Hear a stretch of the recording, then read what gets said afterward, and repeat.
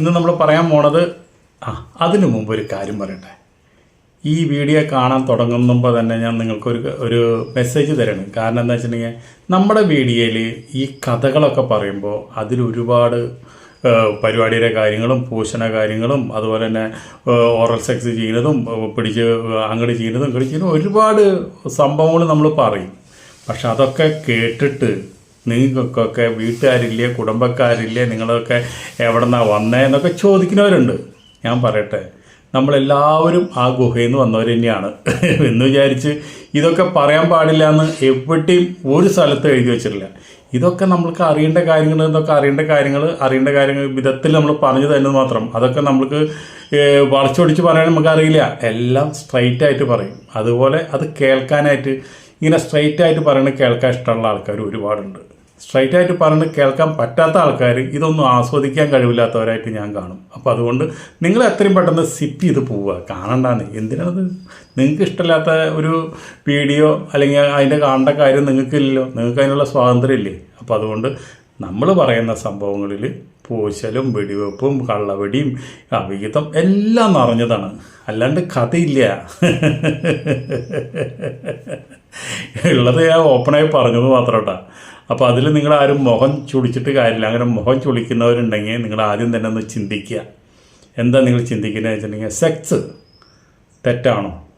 അത് ആസ്വദിക്കുന്നത് നമ്മുടെ ഈ ഭൂഖണ്ഡത്തിലെ ഏറ്റവും മനോഹരമായുള്ളൊരു കാര്യമാണ് സെക്സ് ചെയ്യുക എന്നുള്ളത്. അത് ആരോഗ്യത്തിന് വളരെ ഉത്തമമാണ്. അതിനെക്കുറിച്ച് സംസാരിക്കുമ്പോൾ അത് കേൾക്കുമ്പോൾ നിങ്ങൾക്ക് നല്ല ഹോർമോൺ നിങ്ങളുടെ ശരീരത്തിലുണ്ടാവും. അത് ഞാൻ ചെയ്യുന്നത് തെറ്റാണോ? എന്തായാലും നിങ്ങളോടൊന്നും പറഞ്ഞാൽ നന്നാവില്ല. ഇഷ്ടമുള്ളവർ കാണാം, അല്ലാത്തൊരു സിപ്പ് ചെയ്ത് പോവുക. അത്ര തന്നെ. നമ്മൾ കഥയിലേക്ക് കിടക്കാം. നമുക്ക് നമ്മുടെ പോയിൻ്റ് എങ്ങനെയാണെന്ന് വെച്ചിട്ടുണ്ടെങ്കിൽ, ഒരു 70 വയസ്സായുള്ളൊരു നമ്മുടെ ഒരു മാമനാണ്. എൻ്റെ മാമനല്ല കേട്ടോ, ഒരു മാമൻ. അദ്ദേഹത്തിനാന്ന് വെച്ചിട്ടുണ്ടെങ്കിൽ 5 മക്കളാണ്. 5 മക്കളിൽ 3 ആൺകുട്ടികൾ 2 പെൺകുട്ടികൾ. ഈ 3 ആൺകുട്ടികളെയും കല്യാണം കഴിഞ്ഞു, 2 പെൺകുട്ടികളെ കല്യാണം കഴിച്ചു കൊടുത്തു. അത്യാവശ്യം നല്ല സാമ്പത്തികമുള്ളൊരു വ്യക്തിയാണ്. നാട്ടിലൊക്കെ നല്ല പേരുള്ള വ്യക്തിയാണ്. അയാൾ ഒരു മുൻ പഞ്ചായത്ത് പ്രസിഡന്റ് വരെ ഇരുന്നിട്ടുള്ള ഒരു വ്യക്തിയാണ് അദ്ദേഹം. എന്നിട്ട് വിശ്രമ ജീവിതം കഴിയുന്നു. അപ്പോൾ നിറ കുടുംബം, സന്തോഷമായുള്ള കുടുംബം, എല്ലാം കൊണ്ടും ഒരു ഭാഗ്യവാൻ. ആ ഭാഗ്യവാൻ എന്ന് വെച്ചിട്ടുണ്ടെങ്കിൽ, നമുക്കൊരു ദിവസത്തിൽ വേറെ ജോലിയും പണിയുന്നില്ലെങ്കിൽ ആ ഭാഗ്യവാൻ എന്തുണ്ടാന്ന് വെച്ചിട്ടുണ്ടെങ്കിൽ, ഉച്ചരിഞ്ഞ് കഴിഞ്ഞാൽ അവിടെ ഒരു അമ്പലത്തിൻ്റെ ആൽത്തറയിൽ ഇരുന്നിരിക്കും. അവിടെ മൂപ്പർക്ക് അതേ പ്രായത്തിലുള്ള കുറച്ച് കൂട്ടുകാരുണ്ട്. അവരായിട്ട് ഇങ്ങനെ ചർച്ച ചെയ്തുകൊണ്ടിരിക്കും. അപ്പോൾ അവരെ ചർച്ചയിൽ ആദ്യം കയറി വരുന്നതൊക്കെ ഈ വെടിവർത്താനമാണ്. അപ്പോൾ അവളെ കണ്ടപ്പോൾ എനിക്കിങ്ങനെ തോന്നുന്നുണ്ട്, പക്ഷെ എന്താ ചെയ്യുക, ഈ വയസ്സിൽ നമുക്ക് ചെയ്യാൻ പറ്റില്ലല്ലോ, എന്നാലും കണ്ട് ആസ്വദിക്കാമല്ലോ എന്ന് പറഞ്ഞുകൊണ്ടൊക്കെ സംഗതി. ഇപ്പോൾ 90 വയസ്സ് 100 വയസ്സ് എത്ര പേരക്കുട്ടികളും കാര്യങ്ങളൊക്കെ ഉണ്ടായാലും നമുക്ക് മനസ്സിലെ ആഗ്രഹങ്ങൾ എന്തായാലും അത് എപ്പോഴും തല പൊന്തിച്ച് വരും. ശരീരം അതിന് വഴങ്ങുന്നില്ല എന്ന് മാത്രമല്ലോ, ആഗ്രഹങ്ങൾ അവിടെ കിടക്കില്ലേ. നമ്മൾ 16 വയസ്സായിട്ട് നമ്മുടെ ആഗ്രഹങ്ങൾ അവിടെ കിടന്നുകൊണ്ടിരിക്കും. അങ്ങനെ ഈ 3 കിഴവന്മാർ അവിടെ നിന്ന് വർത്തമാനം പറയും. അവരങ്ങനെ കുറേ തമാശകളൊക്കെ അറിയും, കുറേ വെടി വർത്തമാനങ്ങളൊക്കെ പറഞ്ഞ് ഒരു 6 മണി 6:30 ആകുമ്പോൾ വീണ്ടും അദ്ദേഹം തിരിച്ചു വരും. പിന്നെയുള്ളൊരു ഹാബിറ്റ് എങ്ങനെ വെച്ചാൽ, അതിൻ്റെ അടുത്തൊരു ദുബായ്ക്കാരൻ്റെ വീടുണ്ട്.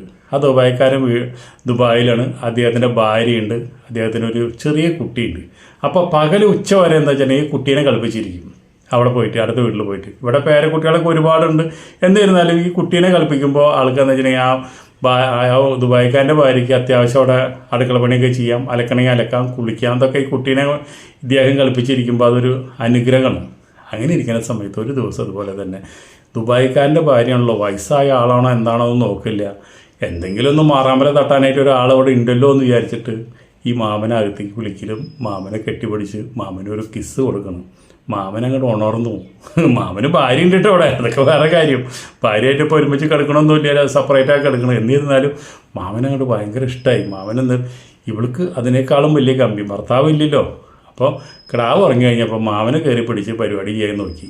പരിപാടി നോക്കിയപ്പോൾ മാമൻ ഈ 68-70 വയസ്സായാലും ഉള്ള സാധനത്തോണ്ടുള്ള കളി മാമൻ കളിച്ചു.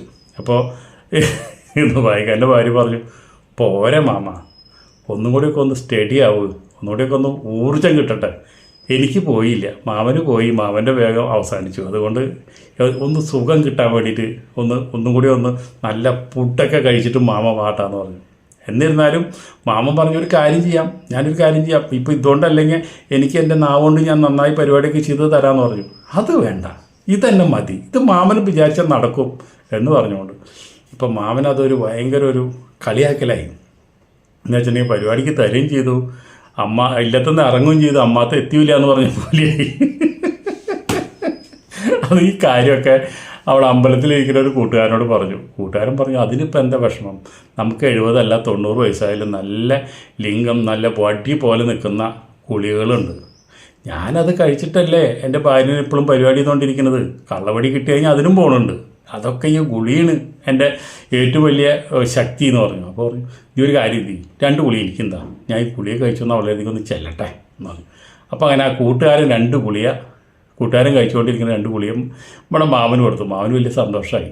പിറ്റേ ദിവസം ചെന്നിട്ട് പറഞ്ഞു, അതേ മോളെ, എൻ്റെ കൂട്ടുകാരൻ ഒരു ഗുളിക തന്നിട്ടുണ്ട്.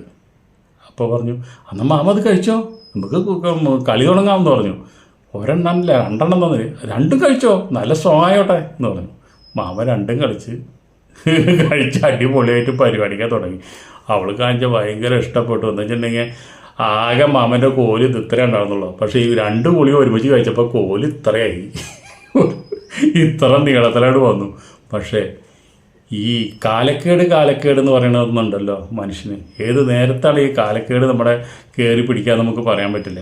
ഇങ്ങനെ നിൽക്കുന്ന സമയത്ത് എന്തുണ്ടായിട്ടുണ്ടെങ്കിൽ 1 ഗുളിക കഴിക്കണോടത്ത് 2 ഗുളിക കഴിച്ചു. പോരാത്തിന് ഇത്രയും പ്രായമുള്ള ആൾക്കാർ ഇങ്ങനെ ഗുളികൾ ഉപയോഗിക്കാനും പാടില്ല. ആ നിലയ്ക്ക് എന്തുണ്ടായി, പെട്ടെന്ന് ഈ പരിപാടി ഇത് ചെയ്തുകൊണ്ടിരിക്കുന്ന സമയത്ത് മാമന് അറ്റാക്കാൻ വന്നു. അറ്റാക്കാൻ വന്നതോടുകൂടിയിട്ട് മാമ ആ കുത്തി നിൽക്കുന്ന സമയത്ത് തന്നെ അറ്റാക്ക് വന്ന് മാമനാണ് വടിയാവണം. അപ്പോൾ ഇവൾക്ക് മനസ്സിലായി മാമന് എന്തോ പറ്റിയെന്നുള്ളത്. മാമനെ വേഗം ഈ മോളിൽ നിന്ന് എടുത്ത് നിലത്ത് കിടത്തി വയ്ക്കുമ്പോൾ മാമൻ മരിച്ചു എന്ന് മാത്രമല്ല, മാമൻ്റെ ലിംഗം വടി പോലെ ഇങ്ങനെ നിൽക്കണം. അപ്പോൾ ഇവൾക്ക് ആകെ പേടിയായി. മാമൻ മരിക്കുകയും ചെയ്തു, ലിംഗാന്ന് വെച്ചിട്ടുണ്ടെങ്കിൽ ചെറുതാവണമില്ല. ഇവളാകെ വിഷമിച്ചു. ഇനിയിപ്പോൾ ഇതെങ്ങനെ ഞാൻ ആരോട് ചെന്ന് പറയും, ആർക്ക് ഇതിനിപ്പോൾ പുറത്തറിഞ്ഞാൽ എന്താ സ്ഥിതി, ഗൾഫിലുള്ള ഭർത്താവ് അറിഞ്ഞാൽ എന്താ സ്ഥിതി, അല്ലെ മാമൻ്റെ വീട്ടിലുള്ള ആ മക്കൾ അറിഞ്ഞാൽ എന്താ സ്ഥിതി, അവിടെ വെച്ചിട്ടുണ്ടെങ്കിൽ ഒരുപാട് പെൺകുട്ടികളുണ്ട്, അവരൊക്കെ ഭാര്യമാരുണ്ട്, അവരൊക്കെ അറിഞ്ഞാൽ എന്താ സ്ഥിതി. ഇവളാകെ മാനസിക വിഭ്രാന്തിയായി. അവസാനം ഗത്യന്തരം ഇല്ലാണ്ട്, വേറൊരു രക്ഷയില്ല, ഗത്യന്തരം ഇല്ലാണ്ട് എന്താ വെച്ചിട്ടുണ്ടെങ്കിൽ മാമൻ്റെ മൂത്ത മോനെ വിളിച്ചിട്ട് കാര്യങ്ങൾ പറഞ്ഞു. എനിക്കും നിങ്ങളുടെ അച്ഛനും ഒരു അവിഹിത ബന്ധം ഉണ്ടായിരുന്നു. ആ ബന്ധത്തിൻ്റെ ഇടയിൽ ഇങ്ങനെ 2 ഗുളിക കഴിച്ചു, മാമൻ പെട്ടെന്ന് അറ്റാക്കായിട്ട് മരിച്ചു. ഇപ്പം അതല്ല പ്രശ്നം, ലിംഗം താഴ്ന്നില്ല, ലിംഗം വടി പോലെ നിൽക്കുക, കോല് പോലെ നിൽക്കുക, ഞാൻ എത്ര ശ്രമിച്ചിട്ടും അത് ചെറുതാവണില്ല എന്ന് പറഞ്ഞു. അപ്പോൾ അങ്ങനെ മോൻ ചെന്ന് നോക്കിയപ്പോഴും ലിംഗം അതുപോലെയാണ് നിൽക്കണത്. മോനാകെ ഞെട്ടി. അപ്പോൾ പറഞ്ഞു എന്തായാലും ഇത് ഇങ്ങനെ ഇപ്പോൾ ഇവിടെ വന്നോന്നും അവിഹിതം നടത്തിയെന്നും നിങ്ങളുടെ ജീവിതം ഞങ്ങളുടെ ജീവിതം, നാട്ടിൽ ഞങ്ങൾക്കുള്ള പേര് എല്ലാം നഷ്ടപ്പെടും, അച്ഛനുള്ള പേര് എല്ലാം നഷ്ടപ്പെടും. എന്തായാലും അച്ഛനെ ഞങ്ങൾ വീട്ടിലേക്ക് കൊണ്ടുപോകാമെന്ന് പറഞ്ഞിട്ട് ഈ ശവശരീരം കൊണ്ടുവന്ന് വീട്ടിലേക്ക് കൊണ്ടുപോയി. വീട്ടിൽ കൊണ്ടുപോയിട്ട് 3 മക്കളെയും വിളിച്ചു, മരുമക്കളെല്ലാവരും വന്നു. എല്ലാവരും കൂടി ആലോചിച്ചു എന്താ ചെയ്യാൻ നമുക്ക്. അപ്പോൾ പ്രതിസന്ധിയല്ലേ നിൽക്കണത്. ഈ ഇങ്ങേരും മരിച്ചു എന്ന് പറഞ്ഞിട്ട് മാമൻ മരിച്ചു എന്ന് പറഞ്ഞാൽ നാട്ടുകാർ അറിഞ്ഞു കഴിഞ്ഞ് വന്നു കഴിഞ്ഞാൽ ഈ വടി ഇങ്ങനെ പൊന്തി നിന്ന് കഴിഞ്ഞാൽ ആകെ കഷ്ടത്തിലാവില്ലേ. അപ്പോൾ ഇവർക്ക് നാണക്കേടല്ലേ അത്. അപ്പോൾ എന്തുണ്ടായെന്ന് വെച്ചിട്ടുണ്ടെങ്കിൽ ടേപ്പ് എടുത്ത് നമുക്ക് ഒട്ടിക്കാം എന്ന് പറഞ്ഞു. അങ്ങനെ ടേപ്പ് എടുത്ത് ഒട്ടിക്കാൻ നിന്നാലും ഈ സാധനം വളയില്ല, അത്ര സ്ട്രോങ്ങിലാണ് നിൽക്കുന്നത്, വളയില്ല. അപ്പോൾ ടേപ്പ് കൊണ്ട് ഒട്ടിക്കാന്ന് പറഞ്ഞ പരിപാടി നടന്നില്ല. അത് കഴിഞ്ഞ് വല്ല കയറെടുത്ത് കെട്ടാൻ നോക്കി, അതും നടന്നില്ല. അപ്പോൾ ഒരു മോൻ പറഞ്ഞു നമുക്കൊന്ന് ആ ഒലയ്ക്കൊന്ന് കൊണ്ടുവന്നിട്ടൊന്ന് ഒഴുകി നോക്കാം, ചിലപ്പോൾ ഞരമ്പാനം പെട്ടെന്ന് സെക്കായി വന്നു കഴിഞ്ഞാൽ താന്നു പോയാലോ എന്ന് വിചാരിച്ചിട്ട് ആ ഒലയ്ക്ക കൊണ്ടുവന്നിട്ടൊന്ന് ശരിക്കൊന്ന് ഉരുട്ടി. എവിടെ ഒലയ്ക്ക ഇറങ്ങി പോകുമ്പോൾ വീണ്ടും വടി പോലെ മൂപ്പര് മന്തി വരും. അപ്പോൾ അതൊക്കെ കട്ടത്തിലായി. ഇനിയിപ്പോൾ അടുത്ത മാർഗം എന്താണ്, ആൾക്കാരിപ്പോൾ മരിച്ചു എന്ന് അറിഞ്ഞു കഴിഞ്ഞാൽ ഇഷ്ടം പോലെ ആൾക്കാർ കയറി വരും. ഇനിയിപ്പോൾ എന്തുണ്ടായെന്ന് വെച്ചിട്ടുണ്ടെങ്കിൽ ഒരു കാര്യം ചെയ്യാം, നമുക്ക് ഡോക്ടറെ വിളിച്ച് വിവരം പറയാം. അങ്ങനെ ഡോക്ടറെ വിളിച്ചു പറഞ്ഞു ഇങ്ങനൊരു പ്രശ്നമുണ്ട്, എത്രയും പെട്ടെന്ന് ഡോക്ടറോടെ വരണമെന്ന് പറഞ്ഞു. അങ്ങനെ ഡോക്ടർ വന്നു കഴിഞ്ഞപ്പോൾ ഡോക്ടർ ആദ്യം കാണുന്ന കാഴ്ച അത് മരിച്ച ആളുടെ ലിംഗം ഇതുപോലെ വടിയായി നിൽക്കുക എന്ന് പറയുമ്പോൾ എന്ത് ചെയ്യുക. അപ്പോൾ ഡോക്ടർ പറഞ്ഞു എനിക്കിപ്പോൾ ഇതിൽ ഒന്നും ചെയ്യാനില്ല, നിങ്ങളൊരു കാര്യം ചെയ്യും, ഇദ്ദേഹത്തിനെ ആശുപത്രിയിൽ കൊണ്ടുവന്നാൽ നമുക്കത് സർജറി ചെയ്തിട്ട് അത് അവിടെ നിന്ന് നീക്കം ചെയ്യാം, അല്ലാണ്ട് വേറെ വഴിയില്ല എന്ന് പറഞ്ഞു. അപ്പോൾ മക്കളൊക്കെ പറഞ്ഞു അത് ശരിയാവില്ല, അച്ഛൻ്റെ ഒരവയവം മുറിച്ചിട്ട് ഞങ്ങൾക്ക് കൊണ്ടുപോയിട്ട് ദഹിപ്പിക്കാനും മറ്റുള്ള കാര്യങ്ങളും ചെയ്യാൻ പറ്റില്ല, അച്ഛന് ആത്മാവിന് മോശം കിട്ടില്ല, അതൊന്നും മുറിച്ച് കളയാൻ ഞങ്ങൾ സമ്മതിക്കില്ല, അതുകൊണ്ട് നിങ്ങളുടെ ഇഷ്ടം പോലെ എന്തായിരിക്കോ ഞാൻ പോവാമെന്ന് പറഞ്ഞിട്ട് അദ്ദേഹം ഡോക്ടർ പോയി. പിന്നെ എന്ത് ചെയ്യും? അപ്പോൾ എല്ലാവരും കൂടി ഒരു ഐഡിയ എടുത്തു. എന്താണെന്ന് വെച്ചിട്ടുണ്ടെങ്കിൽ ഈ അച്ഛനെ ഒരു കസേരമേ ഇരുത്തി. ആ കസേരയുടെ മുമ്പിൽ ഒരു ടേബിൾ ഇട്ടു, അവിടെ തുണി വിരിച്ചു. എന്നിട്ട് ഇദ്ദേഹത്തിന് അവിടെ ഇരുത്തിയിട്ട് പറഞ്ഞു, ഇനി അച്ഛൻ മരിച്ചു എന്നുള്ള എല്ലാവരോടും അറിയിച്ചോളൂ എന്ന് പറഞ്ഞു. അങ്ങനെ എല്ലായിടത്തും അച്ഛൻ മരിച്ചു പോയി അറിയിച്ചു. പ്ലസ് വെച്ചു. നാട്ടുകാരൊക്കെ വന്നു തുടങ്ങി, ബന്ധുക്കാരൊക്കെ വന്നു തുടങ്ങി. അങ്ങനെ വന്നു തുടങ്ങിയപ്പോൾ വന്നവർ ചോദിക്കുന്നത്, എന്തത് നമ്മുടെ സമുദായത്തിൽ ഇങ്ങനെ ഒരാളെ മരിച്ചാൽ ഇങ്ങനെ ഇരുത്തിയിട്ടൊന്നും ചെയ്യാറില്ലല്ലോ, ഇതെന്താണ് ഇങ്ങനെ ഇരുത്തി പോകുന്നത് ഇയാളെ, ഇത് അത്രയും വലിയ ആളല്ലേ, എടുത്ത് നിലത്ത് കിടത്തുന്നത് നിങ്ങൾ എന്ന് പറഞ്ഞു. അപ്പോൾ ഈ മക്കൾ പറയണതെന്ന് വെച്ചിട്ടുണ്ടെങ്കിൽ അത് അച്ഛൻ്റെ ഒരു ആഗ്രഹമാണ്. അച്ഛൻ ഈ ഇവിടെ പഞ്ചായത്ത് പ്രസിഡൻ്റായിട്ടിരുന്നൊരു വ്യക്തിയാണ്. ആ കസാര പോയപ്പോൾ അച്ഛന് ഒരുപാട് വിഷമായി, സങ്കടപ്പെട്ട് ഇവിടെ കിടന്ന് തല തല്ലി കിടക്കുകയായിരുന്നെ. അപ്പോൾ അതുകൊണ്ട് മരിക്കുമ്പോഴും പ്രസിഡന്റ് കസേരയിൽ നിന്ന് മരിക്കണം എന്നാണ് അച്ഛൻ്റെ ആഗ്രഹം. അപ്പോൾ അതുകൊണ്ട് ആ കസാരയിൽ ഇരുന്ന് തന്നെ അച്ഛൻ പൊക്കോട്ടെ എന്ന് വിചാരിച്ചിട്ടാണ് പ്രസിഡൻറ്റിൻ്റെ കസാരയാക്കിയിട്ട് ഇവിടെ കൊണ്ടുവന്നിട്ട് ഇരിക്കുമെന്ന് പറയും. നിങ്ങളെന്ത് മണ്ടത്തര പറയണത്? ബന്ധുക്കാരൊക്കെ വന്നിട്ട് ചോദിക്കും, നിങ്ങളെന്ത് മണ്ടത്തര പറയണത്? അതൊന്നും ശരിയാവില്ല, നമ്മൾ കെടുത്തണം, അല്ലാണ്ട് വേറെ വഴിയില്ല. എല്ലാവരും കൂടി നിർബന്ധിച്ചപ്പോൾ മക്കൾക്ക് ആകെ കഷ്ടത്തിലായി. മക്കളപ്പോൾ ഒരു മകൻ പറഞ്ഞു, നമുക്ക് വേറൊരു ബുദ്ധി ഉപയോഗിക്കാം, നമുക്ക് ഈ 2 ദിവസം 3 ദിവസമൊക്കെ ശവം വയ്ക്കുന്ന പെട്ടിയുണ്ടല്ലോ, ആ പെട്ടി കൊണ്ടുവരാം. അപ്പോൾ അത് AC ആണ്, AC-യിൽ അച്ഛൻ കിടക്കട്ടെ. അപ്പോൾ ആ ഗ്ലാസ്സാണല്ലോ മുകളിൽ, ഫൈബർ ഗ്ലാസ്സാണ്, അത് പകുതിക്ക് നമുക്ക് തുണി കൊണ്ട് മൂടാം, മുഖം മാത്രം അതിനൊരുക്ക് കണ്ടാൽ മതിയല്ലോ എന്ന് വിചാരിച്ച് ആ ഒരു പെട്ടി വെക്കണോടത്ത് ചെന്നു. അവിടെ നിന്ന് നല്ലൊരു പെട്ടി സെലക്ട് ചെയ്തു, അത് കൊണ്ടുവന്നു. ഈ അച്ഛനെ അവിടെ നിന്ന് എടുത്ത് മാറ്റി, ഇവരെ സ്വന്തക്കാർ മാത്രം നിന്നുകൊണ്ട് അതിനെ പെട്ടിയിലേക്ക് മാറ്റിയിട്ട് അവിടെ കൊണ്ടുവച്ചിട്ട് അങ്ങനെ ചെയ്തു. അപ്പോഴേക്കും ആൾക്കാർ വന്ന് ചോദിച്ചു, നിങ്ങളെന്താ ഈ ചെയ്യുന്നത്? നിങ്ങളുടെ അച്ഛനെ ഇപ്പോൾ AC പെട്ടിയിൽ കിടത്തേണ്ട വല്ല കാര്യമുണ്ടോ? അച്ഛനിപ്പോൾ ആരെങ്കിലും അകലെന്ന് വരാനുള്ളവരൊക്കെയാണ് ഇത് ചെയ്യുക. ഇതൊന്നും ഇല്ലാണ്ട് ഇപ്പോൾ ഇദ്ദേഹത്തിനെ ഈ തണുത്ത കുറച്ച ഈ ശരീരം ഇതിനുള്ളിൽ വെക്കേണ്ട കാര്യമുണ്ടോ എന്ന് ചോദിച്ചാൽ ആൾക്കാർ വീണ്ടും വന്ന ബന്ധുക്കാരും എല്ലാവരും കൂടി മക്കളോട് പറഞ്ഞു തുടങ്ങി. അപ്പം മക്കൾ പറഞ്ഞാൽ എന്താ വെച്ചിട്ടുണ്ടെങ്കിൽ, അച്ഛന് ജീവിച്ചിരിക്കുമ്പോൾ കാശ്മീരിലേക്കൊന്ന് പോകണമെന്നുണ്ടായിരുന്നു. അവിടെ നല്ല തണുപ്പാണ്, ഐസ് മഴ പെയ്യുന്നതാണ്. അവിടെ കിടന്ന് തണുത്ത് ഇരിക്കുന്ന ആൾക്ക് വലിയൊരു ആഗ്രഹം ഉണ്ടായിരുന്നു. ആ ആഗ്രഹം സാധിക്കാണ്ട് ആൾ പോയത്. ഇപ്പം ഒന്ന് മരിച്ചില്ല എന്ന് വെച്ചിട്ടുണ്ടെങ്കിൽ അപ്പം തന്നെ ഞങ്ങൾ അടുത്ത ആഴ്ച ഞങ്ങളൊരു ടൂറ് പ്ലാൻ ചെയ്തിട്ടുണ്ടായിരുന്നു. അത് നടന്നില്ല. ആ ആഗ്രഹം ബാലൻസ് നിൽക്കണ കാരണമാണ് ഞങ്ങൾ ഈ പെട്ടിയിലാക്കി വരിക്കുന്നത്. അപ്പം അച്ഛന് തണുപ്പ് വരുമ്പോൾ അച്ഛൻ്റെ ആത്മാവിനൊരു കുളിര് വരും. അച്ഛൻ ഈ കാശ്മീരാണ് കിടക്കണമെന്ന് തോന്നുകയും ചെയ്യും. അപ്പോൾ അതുകൊണ്ടാണ് ഞങ്ങളിങ്ങനെ ചെയ്തതെന്ന് പറഞ്ഞു. അതിപ്പോൾ എന്ത് വേണമെങ്കിലും ആയിക്കോട്ടെ, ഒരു പെട്ടിയല്ലേ, അതിൻ്റെ ഉള്ളിൽ കിടക്കുന്നുണ്ട്, നമുക്കൊരു പ്രശ്നമൊന്നുമില്ല. അങ്ങനെ പറഞ്ഞ് ആൾക്കാർ വന്ന് കണ്ട് ഇങ്ങനെ പോയിക്കൊണ്ടിരിക്കുക. അപ്പോൾ വിചാരിച്ചു, എന്തായാലും നമ്മുടെ മാനം കാത്തു, ഇനിയിപ്പോൾ ഇവിടെ നിന്ന് എടുത്തിട്ട് ചെതയിലേക്ക് വെക്കുകയല്ലേ വേണ്ടോ, ബാക്കി പ്രശ്നങ്ങളൊന്നുമില്ല, ആരും ഒരു തടസ്സവാദങ്ങളോ മറ്റുള്ള കാര്യങ്ങളോ ഒന്നും പറയുന്നില്ല. അപ്പോൾ എല്ലാം കൊണ്ടും നമുക്ക് അനുകൂലമായിട്ടിരിക്കുന്നു, മാനം അപ്പോൾ പല ആൾക്കാരും വന്ന് ചോദിക്കുന്നത്, എങ്ങനെയാണ് അച്ഛൻ മരിച്ചത്, എന്താ ഉണ്ടായേ? അച്ഛൻ TV കണ്ടുകൊണ്ടിരിക്കുകയായിരുന്നേ, പെട്ടെന്നാണ് അറ്റാക്ക് വന്നിട്ട് ആ കസേരയിൽ ഇരുന്നിട്ടാണ് മരിച്ചതെന്ന് പറഞ്ഞു. അപ്പോൾ ആൾക്കാർ ചോദിച്ചു തുടങ്ങി, അല്ല TV കണ്ടുകൊണ്ടിരിക്കുകയെന്ന് പറഞ്ഞു കഴിഞ്ഞാൽ അച്ഛൻ വല്ല ഷക്കീലയുടെ പടം കണ്ടുകൊണ്ടിരിക്കുകയാണോ, അതാണ് ഇങ്ങനെ പെട്ടെന്ന് ഇരുന്ന ഇരിപ്പിൽ TV കണ്ടുകൊണ്ടിരിക്കുമ്പോൾ ആത്മഹത്യ മരിച്ചത് എന്ന് പറഞ്ഞപ്പോൾ ആൾക്കാർ ഓരോ കോമഡി ആയിട്ട് പറഞ്ഞ് നടന്നു തുടങ്ങി. അദ്ദേഹം TV കണ്ടുകൊണ്ടിരിക്കുമ്പോൾ മരിച്ചത്, ഇനിയിപ്പോൾ അത് ഷക്കീലയുടെ പടമാണോ അതിനി വല്ല തുണ്ടുപടം കണ്ടുകൊണ്ടിരിക്കുമ്പോൾ അറ്റാക്ക് വന്നാണോ എന്നൊന്നും ഒരു പെടുത്തില്ല. സംഗതി അതിൻ്റെ ഇവിടെ നടന്നു പോകണത്, ഒരു പീസിന് അവിഹിതമാണ് ഇവിടെ നടന്നത്. അങ്ങനെ ഇരിക്കുമ്പോൾ എന്തുണ്ടായെന്ന് വെച്ചിട്ടുണ്ടെങ്കിൽ, പിന്നെ ഈ കളിച്ച ഒരു അടുത്ത ദുബായ്ക്കാരൻ്റെ ഭാര്യ ഉണ്ടല്ലോ, ദുബായ്ക്കാരൻ്റെ ഭാര്യയ്ക്ക് വെച്ചാൽ അവിടെ ഇരുന്നിട്ട് യാതൊരു സമാധാനവും ഇല്ല. അവൾ കാരണമാണല്ലോ ഇദ്ദേഹം മരിച്ചത്. അവൾ അവസാനം ഒന്ന് കാണാൻ വേണ്ടിയിട്ട് ഇവിടേക്ക് വരണം. ഇപ്പോൾ മാമനെടുക്കാറായി. അപ്പോൾ അവസാനം മാമനൊന്ന് കാണണം. മാമൻ പരിപാടി തോർത്തിരിക്കുന്ന നേരത്താണല്ലോ ഈ അറ്റാക്ക് വന്നത്.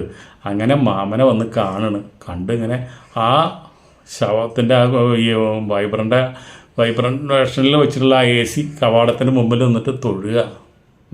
എന്താ പറയണമെന്ന് വെച്ചിട്ടുണ്ടെങ്കിൽ, മാമ എന്നോട് ക്ഷമിക്ക്, എനിക്ക് യാതൊരു നിവൃത്തിയില്ലാത്ത കാരണമാണ് ഞാൻ മാമനെ ഉപയോഗിക്കാമെന്ന് വെച്ചത്. അതിങ്ങനെ വരുമെന്ന് ഞാൻ ഒരിക്കലും ചിന്തിച്ചില്ല. മാമനോട് അന്ന് തന്നെ പരിപാടി ചെയ്യാൻ പറഞ്ഞപ്പോൾ അത് മതിയെന്ന് വിചാരിച്ചായിരുന്നു. ഗുളിയും കഴിച്ച് മാമനെ വടിയാക്കിയത് ഞാനാണ് കാരണം. അതിനെന്നോട് മാമൻ്റെ ആത്മാവ് എന്നോട് ക്ഷമിക്കണം. അപ്പോൾ ഇവളിങ്ങനെ തൊഴുത് നിൽക്കണതാണ്. ഇപ്പം മക്കൾക്കൊക്കെ ഇളകിയിട്ട് പാടില്ല. എൻ്റെ അച്ഛനെ കൊന്നിട്ട് ഇപ്പോൾ വന്നിട്ട് നിന്ന് പ്രാർത്ഥിക്കാൻ നിൽക്കണത്. ഇങ്ങനെ നിൽക്കണ നേരത്ത് കഷ്ടകാലം എന്ന് പറയുന്ന ഒരു സാധനം ഉണ്ടല്ലോ, അത് ഏത് നേരത്താണ് നമുക്ക് പൊട്ടിപ്പുറപ്പെട്ട് വരിക നമുക്ക് ഒരു പിടുത്തമില്ല. ഇതൊക്കെ പറഞ്ഞു നിൽക്കണ നേരത്തെ തോന്നുന്നുണ്ട് ഈ തന്തേര ആത്മാവ് ഇയാളുടെ ഇവളുടെ ശരീരത്തിൽ കയറുന്നതാന്ന് തോന്നുന്നുണ്ട്. അതൊരു പ്രഷർ ഇറങ്ങിപ്പോയതാണോ എന്നൊന്നും അറിയില്ല. ഇവളെ അങ്ങോട്ട് തല്ലി അലിച്ച് ആ ശവപ്പെട്ടിനെ മുകളിലേക്ക് വീണു. ശവപ്പെട്ടിനെ മുകളിലേക്ക് അത് ഫൈബറല്ലേ, അത് പൊട്ടിയത് മാത്രമല്ല മേശയുടെ മുകളിൽ വെച്ചിട്ട് പറഞ്ഞാൽ മേശന്ന് ഈ ശവപ്പെട്ടി മൊത്തം നിലത്തേക്കാണ് വീണോട് കൂടിയിട്ട് മാമൻ്റെ ഡ്രസ്സൊക്കെ മാറി. ആൾക്കാർ കാണുന്ന എന്താ, ഇത്ര പോകുന്ന ലിംഗം നീണ്ടു നിൽക്കുന്നത്. ഇത് കണ്ടോടുകൂടി അവിടെ നിൽക്കുന്നവരൊക്കെ ഞെട്ടി. ഇവൾക്കാച്ച ബോധമില്ല. ഇവളപ്പോഴേക്ക് ആശുപത്രിയിലേക്ക് കൊണ്ടുപോയി. അപ്പോഴേക്കും എല്ലാവരും ചോദിച്ചു എന്താണ് ഇങ്ങനെ സംഭവിച്ചത്, എന്താണ് ഈ ലിംഗം ഇങ്ങനെ നിൽക്കുന്നത്. അപ്പോൾ എന്തുണ്ടായി, എത്രയൊക്കെ മറയ്ക്കാൻ ശ്രമിച്ചിട്ടും ഒരു നുണേനെ നേരാക്കാൻ വേണ്ടി നമ്മൾ എത്രയൊക്കെ ശ്രമിച്ചു കഴിഞ്ഞാലും അവസാനം സത്യം പുറത്തു വരുമെന്ന് പറഞ്ഞ പോലെ ആ കുടുംബം നാറിപ്പോയി. ആ സംഭവത്തോട് കൂടിയിട്ട് പിന്നെ വേറെ പറഞ്ഞിട്ട് കാര്യമൊന്നുമില്ലല്ലോ. പക്ഷെ എന്തുണ്ടായി, അങ്ങനെ ഈ ലിംഗം തന്നെ വെച്ചിട്ട് അങ്ങനെ തന്നെ നിർത്തിയിട്ട് തന്നെയാണ് ഈ മാമനെ ദഹിപ്പിച്ചത്. അപ്പോൾ നമ്മൾ നാണം കെടാനാ വിചാരിച്ചിട്ടുണ്ടെങ്കിൽ അത് നാണം കെട്ട് തന്നെ അവസാനിക്കുള്ളൂ.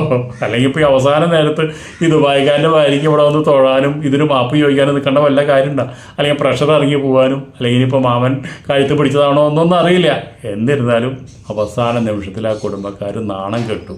ദുബായിക്കാരൻ്റെ ഭാര്യ രക്ഷപ്പെട്ടു. അങ്ങനെ അവിടെ പോയിട്ടാണ് ഈ പരിപാടി നടന്നതെന്നുള്ളത് ആരും അറിഞ്ഞില്ല. ആ വീട്ടുകാർ അറിയിച്ചില്ല. വീട്ടുകാർ നാണം കെട്ടാലും അവളുടെ മാനം പോവല്ലേ എന്ന് വിചാരിച്ചിട്ട്. അപ്പോൾ ഇതൊക്കെയാണ് സംഭവങ്ങൾ, ഇതൊക്കെയാണ് നമ്മൾ പറയാനുള്ളത്. ഇതിപ്പോൾ ഇതിൽ വൃത്തികേട് എന്തെങ്കിലും ഉണ്ടെങ്കിൽ നിങ്ങളോട് ക്ഷമിച്ചാളാം. ഓക്കെ, അടുത്ത വീഡിയോയിൽ നമുക്ക് വീണ്ടും കാണാം. അതുവരെ നിങ്ങൾക്ക് എല്ലാവർക്കും നന്ദി, നമസ്കാരം.